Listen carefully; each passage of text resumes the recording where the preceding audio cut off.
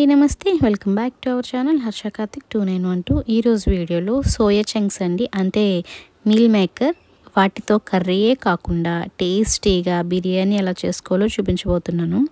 ఈ ప్రాసెస్లో కనుక మీరు బిర్యానీ చేసుకున్నట్టయితే మనం ఇంకా ఈ గ్రేవీ కూడా ప్రిపేర్ చేసుకోవాల్సిన అవసరం లేదు, అలాగే డైరెక్ట్గా తినేయచ్చు, లేదంటే కొద్దిగా రైతాతో కూడా సర్వ్ చేసుకోవచ్చు। సో ఈ టేస్టీ మీల్ మేకర్ బిర్యానీ ఎలా ప్రిపేర్ చేసుకోవాలో చూసేద్దాం। సో దానికోసం ముందుగా నేను ఒక 1 గ్లాస్ అంటే ½ కేజీ దాకా రైస్ తీసుకుంటున్నానండి, బాస్మతి రైస్ తీసుకొని దాన్ని బాగా వాష్ చేసుకొని వాటర్ వేసి నానబెట్టుకుంటున్నాను ½ అన్ అవర్ పాటు। స్టవ్ మీద ఒక ప్యాన్ పెట్టుకొని దాంట్లో 2 టేబుల్ స్పూన్స్ దాకా ఆయిల్ వేసుకొని 4 నుంచి 6 దాకా పచ్చిమిర్చి ముక్కలుగా కట్ చేసి వేసుకోవాలండి। అలానే 2 మీడియం సైజ్ టొమాటోల్ని ముక్కలుగా కట్ చేసుకొని వేసుకోవాలి।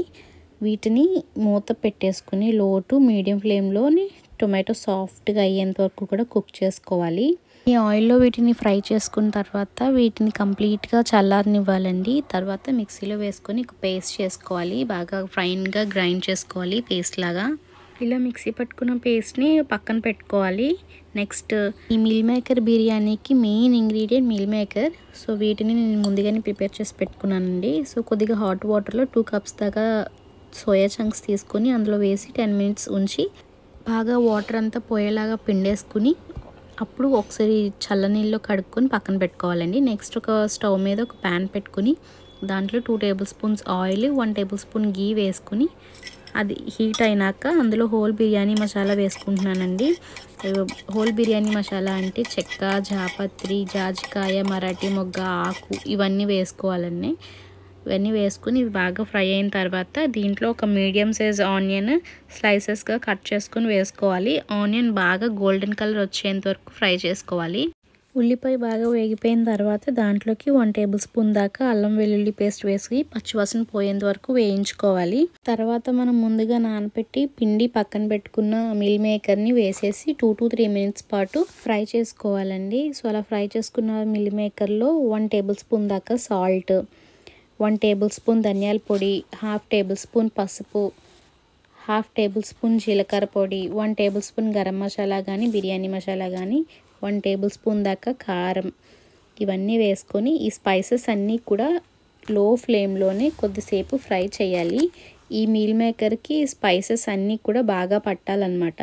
సో అలా ఫ్రై అయితే మనకి రైస్తో కుక్ అయిన తర్వాత మనకి చప్పగా లేకుండా మీల్ మేకర్ అనేది కొంచెం టేస్టీగా ఉంటుంది। సో అందులోని తర్వాత మనం ముందుగా గ్రైండ్ చేసి పెట్టుకున్న టొమాటో పేస్ట్ ఉంటుంది కదా, ఆ పేస్ట్ని కూడా వేసేసుకోవాలి। టొమాటో పేస్ట్ని 2 to 3 మినిట్స్ దాకా కలుపుకొని ఫ్రై చేసుకోవాలండి, మరీ ఎక్కువసేపు అవసరం లేదు, ఆల్రెడీ ముందు మనం మగ్గించాం కాబట్టి। అలా ఫ్రై అయిపోయిన తర్వాత దాంట్లోకి మనం ముందుగా నానబెట్టి పక్కన పెట్టుకున్న రైస్ని వేసేసుకోవాలండి। రైస్ వేసిన తర్వాత ఒక 2 to 3 మినిట్స్ దాకా రైస్ని మనం ఆ మీల్ మేకర్ ఆ స్పైసెస్ అంతా కొంచెం పట్టేలాగా మొత్తం మిక్స్ చేసుకోవాలి।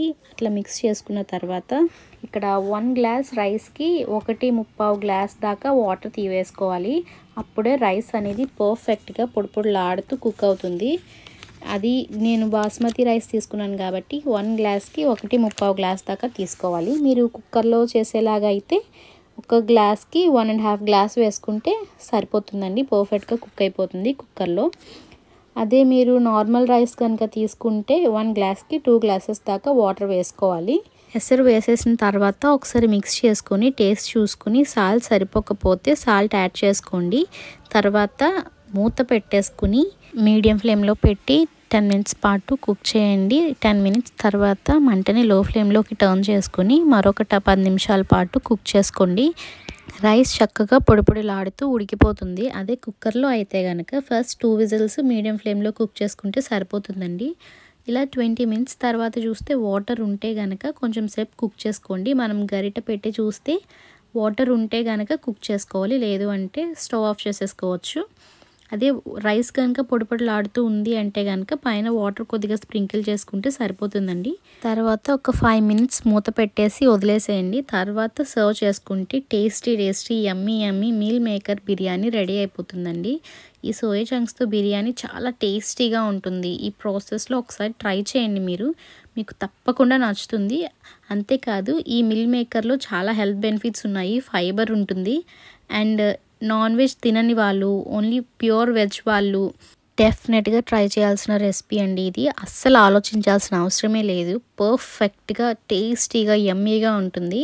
నాన్ వెజ్ తిన్న వాళ్ళు కూడా ఒకసారి ఈ రెసిపీ ట్రై చేయండి. చాలా చాలా నచ్చుతుంది మీకు. అండ్ ఇంకా మనం మీల్ మేకర్ ప్లేస్లో రకరకాల వెజిటేబుల్స్తో కూడా ట్రై చేయొచ్చు. ఇదే ప్రాసెస్లో చేసుకుంటే చాలా బాగుంటుంది. సో మరి లేట్ చేయకుండా మీరు కూడా ఈ బిర్యానీని ట్రై చేయండి. చాలా బాగుంటుంది and the best recipe for vegetarians. So చూసారు కదండి, ఈ వీడియో కనుక మీకు నచ్చినట్లయితే లైక్ చేయండి, మీ ఫ్రెండ్స్కి రిలేటివ్స్కి షేర్ చేయండి. అండ్ ఇలాంటి quick and simple tasty recipes కోసం నా ఛానల్ని సబ్స్క్రైబ్ చేసుకోండి. Thanks for watching.